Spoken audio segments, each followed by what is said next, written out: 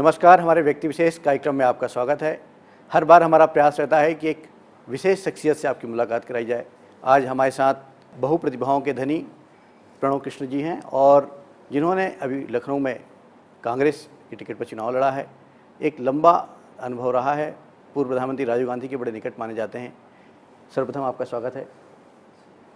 आइए देखते हैं आपके जीवन से जुड़ी हुई 2 मिनट की शॉर्ट फिल्म। उत्तर प्रदेश के कस्बा संभल के गांव इचोड़ा कंभो में 2 जुलाई 1962 को आचार्य प्रमोद कृष्णम का जन्म हुआ है। आचार्य प्रमोद कृष्णम कल्की पीठ के पीठाधीश्वर भी हैं।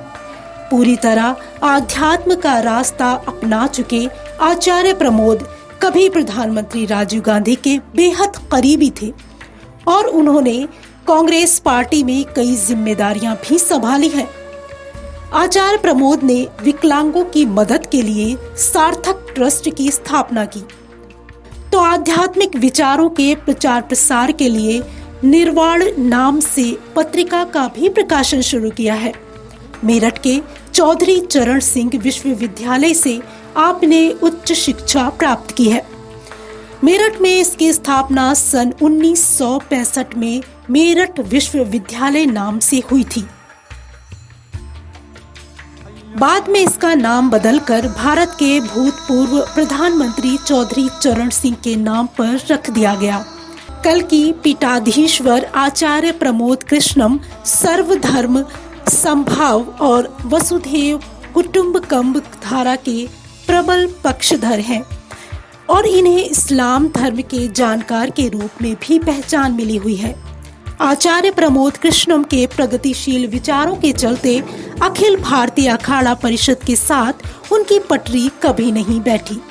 बेबाक वक्ता और अपने वक्तव्य को लेकर अक्सर आचार्य प्रमोद कृष्णम देश भर के टीवी चैनलों की बहस में देखे जा सकते हैं। इनके भाषण देने के अंदाज को सुनने के लिए बड़ी संख्या में सभी धर्मों के श्रोता पहुंचते हैं। आपने देखा किस ढंग से बाबा जी का सफर रहा है। एक लंबा अनुभव विभिन्न क्षेत्रों में, साहित्य में, संस्कृति में, धर्म में और अब राजनीति में। किस ढंग से देखते हैं आप? देखिए, धर्म और राजनीति दोनों ही जन कल्याण के लिए हैं। हमारे धर्म में प्रार्थना की गई है, सर्वे भवन्तु सुखिनः सर्वे सन्तु निरामया सर्वे भद्राणि पश्यन्तु मा कश्चित् दुःखभाग् भवेत्। धर्म जो है वह जीवन और जीवन से ऊपर दोनों जो हमारे लोग हैं उनको सुधारता है। राजनीति हमारे जीवन को सुधारती है, जन कल्याण। तो दोनों जुड़े हुए हैं। दिक्कत वहाँ पैदा होती है जब हम धर्म का इस्तेमाल अपने स्वार्थ के लिए करने लगते हैं। हम धर्म की परिभाषा को तोड़ते मरोड़ते हैं। हम ऐसा बोलना शुरू कर देते हैं कि जो हमारे साथ है वो तो धर्म है, जो हमारे साथ नहीं है वो अधर्म है। तो ये जो वर्तमान परिदृश्य है राजनीति का, इसमें मुझे देखने को जो सबसे ज़्यादा ख़राब बात मिल रही है वो ये कि भारतीय जनता पार्टी ऐसा अपने आप को सिद्ध करना चाहती है जैसे वो अकेली धार्मिक पार्टी है, जबकि सच बात ये है कि भारतीय जनता पार्टी अकेली ऐसी पार्टी है जिसने धर्म को धोखा दिया है। तो अगर मैं ये कहूँ कि भारतीय जनता पार्टी धर्म के नाम पर अधर्म कर रही है तो कुछ गलत नहीं होगा। आचार्य जी, आप बाल्यावस्था से बहुमुखी प्रतिभा के धनी रहे हैं और आप हमेशा यानी छात्र जीवन में बड़े आगे आते रहे। तो क्या वजह थी कि जो आप अपना जो मोड़ आपने कर दिया, धर्म की तरफ चले गए? ये एक बहुत लंबी दास्तान है। मैं ऐसा मानता हूँ कि साधु होना वैराग्य का विषय है, साधना का विषय है, समर्पण का विषय है और प्रारब्ध का विषय है। तो हो सकता है परमात्मा ने मुझसे जो काम लेना हो वो ले रहा है और परमात्मा की जो इच्छा है, हम लोग मानते हैं कि जो होता है उसकी इच्छा से होता है, उसकी कृपा से होता है। तो मैं जिस पथ पे भी चल रहा हूँ उसी की कृपा से चल रहा है। कि धर्म में गृहस्थ भी बड़ी महत्वपूर्ण भूमिका रहती है। ऐसा लगता नहीं कि जो एक सन्यासी होता है कहीं ना कहीं जो वैराग्य में जाने के बाद पलायन कर जाता है? नहीं, ऐसा नहीं है। उसको पलायन मत करिएगा। एक परिवार होता है प्रत्येक मनुष्य का। जब तक वो उस परिवार में कैद रहता, सीमित रहता, तब तक वो आम व्यक्ति है, ग्रस्त है। उस गृहस्थी का पालन पोषण करना उसका दायित्व रहता है। जब उसका विस्तार होता है तो संपूर्ण वसुधा को जब अपना परिवार समझने लगता है, वसुधैव कुटुंबकम के सूत्र पे जीना शुरू कर देता, तो साधु कहलाता है। धर्म हमारे संस्कार को उकारता है, लेकिन हम देखिए धर्म पे लेकर राजनीति बहुत ज़बरदस्त हो रही है और धर्म एक बड़ी बारीक लकीर है। आज दोनों ही राजनीतिक दल धर्म का बड़ा उपयोग कर रही हैं, किस ढंग से देखते हैं? एक्चुअली धर्म में बड़ी शक्ति है और उस शक्ति को बीजेपी ने पहचाना। बीजेपी ने धर्म का इस्तेमाल राजनीति में किया और उससे उन्होंने कई बार सरकार बनाई।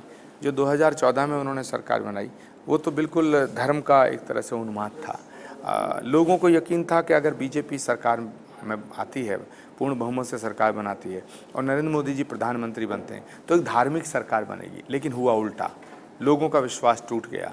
तमाम देश के लाखों संतों ने मोदी जी को समर्थन दिया था, लेकिन आज वही लाखों संत बड़ा अपने आप को ठगा हुआ सा महसूस कर रहे हैं। आज वो सोच रहे हैं कि उनके साथ धोखा हुआ है। इन्होंने वादा किया था कि अभी हम राम मंदिर बनाएंगे, बनाया नहीं। इन्होंने चिल्ला चिल्ला के कहा था कि अगर पूर्ण बहुमत से सरकार बनी तो हम पार्लियामेंट में बिल ला करके राम मंदिर बनाएंगे, नहीं बनाया। इन्होंने वादा किया था गंगा साफ करेंगे, नहीं किए। इन्होंने वादा किया था हम गौवध पे राष्ट्रीय कानून लाएंगे, नहीं लाए। तो जितने वादे किए थे इन्होंने धर्म को दृष्टिगत रखते हुए, वो सब तोड़े। तो इसीलिए आज भोपाल में देखने को मिल रहा है कि बड़े बड़े संत जो इनका साथ देते थे वो आज सब दिग्विजय सिंह के साथ खड़े हैं। आप कलिका पीठीधीश्वर भी रहे हैं और जो आपने राम मंदिर की बात की, आपने एक धर्म संसद भी आप लोगों ने बुलाया था नवंबर में और आपने कहा था कि मंदिर बनना चाहिए। उस धर्म संसद में सरसंघचालक जी भी थे। क्या रहा रिजल्ट? बीजेपी ने देश की जनता को भी धोखा दिया, बीजेपी ने देश के करोड़ों हिंदुओं को धोखा दिया और बीजेपी ने इस मुद्दे पे संघ को भी धोखा दिया। नरेंद्र मोदी जी ने आरएसएस को धोखा दिया। वो चाहते थे कि मंदिर बने, लेकिन नरेंद्र मोदी जी ने सुनी नहीं। तो देश के करोड़ों लोग चाहते हैं कि भगवान श्री राम का मंदिर बने, देश के सब संत चाहते हैं मंदिर बने, मैं भी चाहता हूँ। लेकिन अफसोस कि बीजेपी की जो श्रद्धा है वो मंदिर में नहीं है, बीजेपी की श्रद्धा राम में नहीं है, बीजेपी की श्रद्धा सत्ता में है। मैं क्या कर सकता हूँ? इन्होंने ये बनाना चाहते 14 में बना देते, 15 में बना देते, 16 में बना देते, 17 में बना देते, 18 में बना देते, 19 में बना देते। इन्होंने बनाना नहीं चाहा। 5 साल में 5 कदम भी इन्होंने 5 मिनट राम मंदिर के लिए नहीं निकाले। ये धर्म के नाम पे जब बात करते हैं तो मुझे बड़ा अजीब लगता है। मुझे लगता है कि ये कितने बेशर्म हैं, ये कितने झूठे हैं। राम को ठग लिया, राम के नाम पे धोखा, गंगा के नाम पे धोखा, गाय के नाम पे धोखा, राष्ट्र के नाम पे धोखा। मैं तो कहना चाहता हूँ जो राम का नहीं हुआ वो राष्ट्र का क्या होगा? संत समाज जो है वो सत्ता से ऊपर होता था, पर संत अब लोलुप दिखाई दे रहे हैं सत्ता में आने के लिए। नहीं, संत सत्ता में आने के लिए लोलुप नहीं है। संत सत्ता को बनाना भी जानते हैं, सत्ता को हटाना गिराना भी जानते हैं। संत परमात्मा के प्रति समर्पित होते हैं और यही हजारों संत हैं जो बीजेपी के साथ खड़े थे।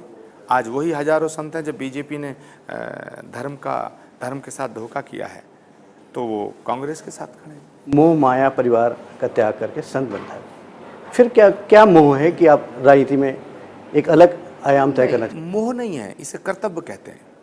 मोह थोड़ी है। द्रौपदी का चीरहरण हो रहा था तो दुशासन और दुर्योधन पाप कर रहे थे, लेकिन भगवान कृष्ण उसे बचा रहे थे। कोई मोह थोड़ा ही था, अपना कर्तव्य का निर्वहन किया। इसलिए देश अगर लुट रहा है, साधु संत चुप बैठा, तो वो तो अधर्म है। देश लुट रहा है, देश के साथ धोखा हो रहा है, देश के साथ झूठ बोला जा रहा है, करोड़ों हिंदुओं को ठगा जा रहा है, करोड़ों हिंदुओं की आस्था का केंद्र है अयोध्या, उसके नाम पे राजनीति की जा रही है, उसके नाम पे राजनीति करके सत्ता हासिल की जा रही है। सत्ता में आने के बाद राम को धोखा दिया जा रहा है और देश का संत चुप बैठे, ये कैसे हो सकता है? तो एक मोह है, सत्ता में आने का मोह। मुझे नहीं लगता कि देश के संतों को सत्ता में आने का मोह है, लेकिन देश के संत आज ये चाहते हैं कि अगर इस देश को सुरक्षित रखना है और बीजेपी के झूठ का पर्दाफाश करना है तो कांग्रेस का साथ दे रहे हैं। आचार्य जी, आपने कहा कि गीता की बात की, आपने कृष्ण की बात की। आपको ध्यान हो कि जब द्रौपदी ने कृष्ण से पूछा कि तुमको तो शकुनी का षड्यंत्र पता था, फिर तुम क्यों नहीं रोके युधिष्ठिर को, तो उन्होंने कहा कि मुझसे किसी ने पूछा नहीं। तो क्या लगता है, क्या संत समाज से अब पूछा जा रहा है, बोला जा रहा है कि अब आप आगे आइए राजनीति में? नहीं, अच्छे काम करने के लिए किसी के इनविटेशन की कोई ज़रूरत नहीं है। अगर कोई रास्ते में कोई एक्सीडेंट हो जाता है तो मैं अगर वहाँ से निकल रहा हूँ तो उसे उठा करके अस्पताल पहुँचाना ये मेरा दायित्व है। मैं इसके इंतज़ार करूंगा कि इसके घर वाले मुझसे कहेंगे या ये बेहोश आदमी मुझे बोलेगा मेरी मदद करो। ऐसा थोड़ी होता है। अगर देश ख़तरे में है तो प्रत्येक देशभक्त का कर्तव्य है, तो देशभक्त संतों का भी कर्तव्य है कि देश लुट रहा है, देश के साथ धोखा हो रहा है तो देश की राजनीति में दखल दें, अपनी अपनी भूमिका सुनिश्चित करें। 2019 का चुनाव इस देश का महाभारत है, ये फैसला करेगा कि ये देश सच के साथ है, झूठ के साथ है। जैसा आपने कहा कि बीजेपी ने बेजा उपयोग किया था, 1980 से लेकर के आज 39 साल हो गए, चाहे स्वरूपानंद जी की बात करें, चाहे निश्चलानंद जी की बात करें, चाहे अन्य और संतों की बात करें, तो वो सब कहते हैं कि मंदिर बनना चाहिए। फिर क्या वजह है कि जब मंदिर बनना ही चाहिए तो क्यों नहीं बन पा रहा है? बीजेपी जब बारी जब आती है तो कपिल सिब्बल खड़े हो जाते हैं। नहीं, कपिल सिब्बल का रोना बीजेपी गलत गाती होती है। संसद में कौन कपिल सिब्बल खड़े हो रहे थे? पार्लियामेंट में बिल लाते, कांग्रेस विरोध करती तो पूरे देश के साथ में उनका पर्दाफाश हो जाता। हम लोग भी अगर कांग्रेस राम मंदिर का विरोध करती, हम कांग्रेस का विरोध करना शुरू कर देते, लेकिन बिल नहीं लाए, ऑर्डिनेंस नहीं लाए। पाप तो इन्होंने किया है, इनकी दृष्टि में दोष है, इनकी नीयत ही नहीं है मंदिर बनाने की। झूठ बोलते हैं, कभी सुब्रमण्यम स्वामी का नाम लेते हैं, कभी मणिशंकर अय्यर का नाम लेते हैं, कभी कपिल सिब्बल का नाम लेते हैं। हर बात कपिल सिब्बल से पूछ के करते हैं क्या? 3 तलाक का ऑर्डिनेंस लाए कपिल सिब्बल से पूछ के लाए क्या? हैं ये बिना बुलाए पाकिस्तान गए कपिल सिब्बल से पूछ के गए क्या? नोटबंदी करी कपिल सिब्बल से पूछा क्या? तो ये वाहियात बातें हैं, बकवास। ये मंदिर बनाना नहीं चाहते थे और बीजेपी बहुत झूठी पार्टी है और इसलिए देश के संत जो हैं उनका फैसला है कि इस बार कांग्रेस का समर्थन किया जाए। आपने बहुत करीब से राजनीति को भी देखा और आप संत रहे, हर चीज़ों को आप देखते रहे, तो ये जो नारों को लेकर के सरकारें बदलती रही, गरीबी हटाने को लेकर के इंदिरा गांधी पूरे देश में राज करेंगे और आप देखिए कि सबका साथ सबका विकास, अच्छे दिन आएंगे, ये जो नारे जो थे, तो एकदम से बदलाव आया। तो क्या लगता है कि अब इन नारों से लोग तंग आ गए? नहीं, नारों से लोग तंग नहीं आए, जुमलों से तंग आ गए। नारा और जुमले में अंतर है। एक जुमला है जो लोगों को बेवकूफ़ बनाने के लिए बोला जाता है, नारा देश की जनता में जोश पैदा करने के लिए जो बोला जाता है। आज सबसे बड़ा नारा पता क्या चल रहा देश में? जो सरकार निकम्मी है वो सरकार बदलनी है। आप अभी लखनऊ में चुनाव फेस किया आपने, बहुत सारी चीज़ें थी, लेकिन जो मूल मुद्दा था वो गोड़ हो गया। अब आपके पास केवल जो बेरोजगारी, कृषि, ये सब चीज़ें नहीं हैं, चौकीदार चोर है और चौकीदार वर्सेस अदर्स चल रहा है। तो इसको क्या इन सब चीज़ों में जो लोगों की जो समस्याएं हैं वो चीज़ें क्या कहीं दब जाएंगी? हाँ, समस्याओं पर ध्यान देना चाहिए। राहुल गांधी तो रोज़ चिल्ला रहे हैं कि भाई देश के असली मुद्दों पर बात करो, लेकिन बीजेपी करना नहीं चाहती है। बीजेपी झूठी पार्टी है। बीजेपी जुमले बोल करके देश का फिर एक तरह से चुनाव जीतना चाहती है, लेकिन मुझे लगता है देश की जनता इस समय बीजेपी से ऊब चुकी है और 5 साल में इन्होंने एक भी वादा पूरा नहीं किया, तो इनके और किसी वादे पे वो एतबार नहीं करेगी। आचार्य जी, जो न्याय योजना आप लेकर के आए और आपने भी बहुत ही दबंगता से कहा है कि जो न्याय योजना है कांग्रेस को एक नई ऊर्जा प्रदान करेगी, किस ढंग से देखते हैं इसको? भाई, जिन बच्चों को रोज़गार नहीं मिलेगा, बेरोज़गार रहेंगे, उनको अगर 6,000 रुपया महीना, 72,000 रुपया साल राहुल गांधी की सरकार देगी तो इसमें क्या बुराई है? अच्छी बात है। और कृषि जो कर्ज माफ़ की बात हमेशा की जाती है, लगता नहीं कि जो कर्ज माफ़ी की जो परंपरा है इसको हम एक गलत उसमें ले जा रहे हैं, कहीं ना कहीं देश का विकास अवरुद्ध होगा? नहीं, ये इस प्रकार के प्रलोभन से जो है, जिनका कर्ज माफ़ होता वो भी तो देश के लोग हैं। वो मर जाएंगे, वो आत्महत्या कर लेंगे तो देश का नुकसान नहीं होगा। जो डूब रहा है उसे हमारा फ़र्ज बनता है कि उसे उबारें, अब आने वाले समय किस ढंग से देखते हैं देश की राजनीति? आने वाला समय बहुत अच्छा है। कांग्रेस की सरकार बनेगी, राहुल गांधी प्राइम मिनिस्टर हों। ये जो हिंदू आतंकवाद है, हिंदू आतंकवाद को लेकर के तरह तरह की बातें की जाती हैं, क्या है? क्योंकि हिंदुत्व में तो ऐसा आतंक की कोई बात नहीं होती। हिंदू धर्म उदारता का नाम है और हिंदू धर्म कभी आतंकवादी नहीं हो सकता। लेकिन आतंकवादी जो लोग हैं वो व्यक्तिगत है। अपराध कोई व्यक्ति करता है, समूह नहीं करता। कोई भी समाज अपराध नहीं करता, व्यक्ति करता है। इसलिए जो कोई आतंकवादी अगर मुसलमान निकलता है तो पूरे इस्लामिक आतंकवाद कहना गलत है। कोई आतंकवादी अगर हिंदू निकलता है तो पूरे हिंदू समाज को आतंकवादी कहना गलत है। आतंकवाद ना हिंदू होता ना मुसलमान होता है। आतंकवाद होता है, ये व्यक्तिगत है। यदि कोई व्यक्ति ने अपराध किया, कोर्ट उसको सजा देगा। नहीं, फिर क्यों कहा जाता है हिंदू आतंकवाद की बातें क्यों कही जाती है? झूठ फैलाया बीजेपी ने। नहीं, जहाँ पे आज आप बैठे हुए हैं वहाँ की जो सीट में जो चुनाव है वो हिंदू आतंकवाद वर्सेस हिंदुत्व की लड़ाई को लेकर के चल रहा है। नहीं, कतई नहीं। हिंदुत्व का सबसे बड़ा चेहरा अगर कोई है, दिग्विजय सिंह है, जिसने नर्मदा की परिक्रमा की है, तपस्या की है, जिसने पूरे जीवन अपना प्रतिज्ञा का पालन किया है, जिसने संतों का सम्मान किया है, संतों की शरण में रहें जो, और संस्कारी हिंदू हैं। तो दिग्विजय सिंह से बड़ा हिंदू कौन है? हिंदू वर्सेस ये चुनाव नहीं, चुनाव है सत्य वर्सेस असत्य, झूठ और सच में चुनाव है। भोपाल का चुनाव, बहुत ही भोपाल की धरती जो है बड़ी प्रेम और सद्भावना की धरती है, अदब की धरती है। भोपाल की जनता मुझे लगता है कि पूरी ताकत से दिग्विजय सिंह का साथ देगी। आचार्य जी, ये बताएं कि गंगा और नर्मदा, नदियों के नाम पर हमेशा राजनीति हुई है, चाहे नर्मदा जी को लेकर के डीपी मिश्रा से लेकर के आज तक की बात करें, लेकिन जो स्थिति है लगातार भयावह होती जा रही है, प्रदूषण लगातार बढ़ रहा है। आपने खुद देखा कि गंगा को लेकर के कितनी बातें कही गई, लेकिन उसमें जो प्रदूषण है वो प्रचुर मात्रा में। देखिए, गंगा को साफ करने का अभियान तो राजीव गांधी जी ने शुरू किया था। उन्होंने गंगा मिशन की स्थापना की थी। उसके बाद डॉक्टर मनमोहन सिंह की सरकार ने गंगा को राष्ट्र नदी घोषित किया, गंगा बेसिन अथॉरिटी का निर्माण किया, national Ganga river basin authority NGRBA। तो लेकिन वादा मोदी जी ने भी किया था कि माँ गंगा ने बुलाया, मगर गंगा को भूल गए। बीजेपी ने वादा किया था कि राम लला हम आएंगे, मंदिर वहीं बनाएंगे, राम को भूल गए। बीजेपी ने वादा किया था गाय हमारी माता है, भूल गए। बीजेपी ने वादा किया था, नारा लगाया था, जहाँ हुए बलिदान मुखर्जी वो कश्मीर हमारा है, 370 नहीं हटाई। महबूबा मुफ्ती जो आतंकवादियों को शहीद कहती है, उसके साथ मिलकर के सरकार बनाई। तो ये नर्मदा के नाम पर जो घोटाला किए शिवराज सरकार ने, उसका पर्दाफाश करने के लिए तमाम संत महात्माओं ने आंदोलन किया। आज वो सारे संत महात्मा, देखिए मध्य प्रदेश में एक वो पार्टी है जिन्होंने नर्मदा को लूटा, एक वो नेता जिसने नर्मदा की परिक्रमा की। तो भोपाल की जनता और मध्य प्रदेश की जनता क्या नर्मदा को लूटने वालों का साथ देगी, या नर्मदा की परिक्रमा करने वाले नर्मदे पुत्र दिग्विजय सिंह के साथ खड़ी होगी? मेरा पूर्ण विश्वास है कि मध्य प्रदेश की जनता मां नर्मदे के पुत्र दिग्विजय सिंह के साथ खड़ी होगी। आपके बड़े परम मित्र थे पूर्व प्रधानमंत्री राजीव गांधी। अभी हाल ही में 3 दिन पहले झारखंड की एक सभा में वर्तमान प्रधानमंत्री ने उनको नंबर 1 भ्रष्टाचारी कहा। राजीव गांधी इस देश के नेता ही नहीं थे, इस देश के अमर शहीद हैं। राजीव गांधी के जिस्म के टुकड़े इस देश की एकता के लिए हुए।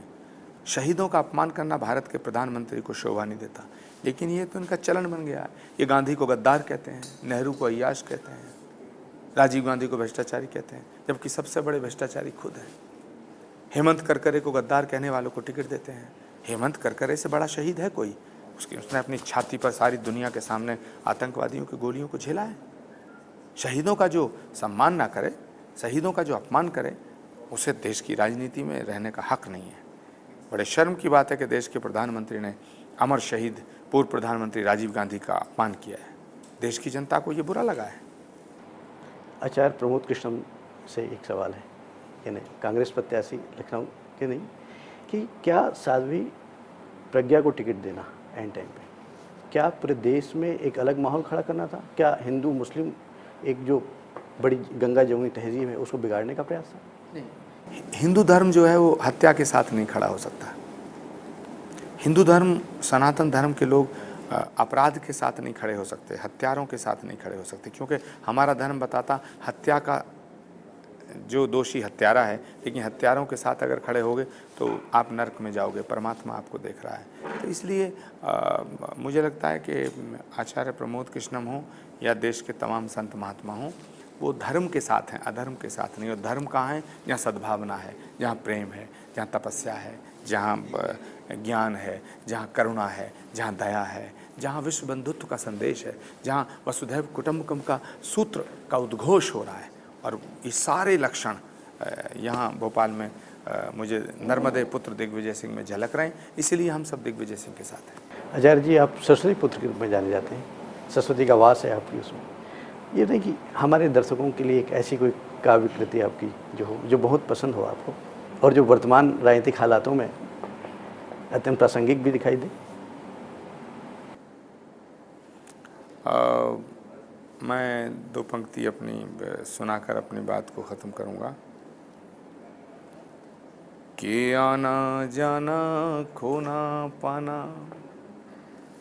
आना जाना खोना पाना, तंबू बम्बू ताना वाना। मैं अक्सर कहता हूँ कि जीवन क्या है, सब यहाँ एक सतत प्रक्रिया है, एक सफ़र है, चल रहा है। लोग प्लानिंग करते हैं रोज़। मैं अक्सर कहा करता हूँ कि सियासत छोटी है, सत्ता छोटी है, देश बड़ा है। देश रहना चाहिए, सत्ताएं तो आएंगी जाएंगी, प्रेम सद्भावना रहनी चाहिए, तभी हम सब का जीवन सार्थक होगा। आना जाना खोना पाना, तंबू बम्बू ताना बाना। आना जाना खोना पाना, तंबू बम्बू ताना बाना। दुनिया एक तमाशा प्यारे, इस मेले में खोना जाना। आना जाना खोना पाना, तंबू बम्बू ताना बाना। ये हैं आचार्य प्रमोद कृष्णम, जिन्होंने बड़ी बेबाकी से सत्ता से लेकर के धर्म की सारी महत्वपूर्ण बातों को बड़ी बेबाकी से कही। व्यक्ति विशेष में आज इतना ही। एक नए शख्स से आप फिर मुलाकात होगी, तब तक के लिए नमस्कार।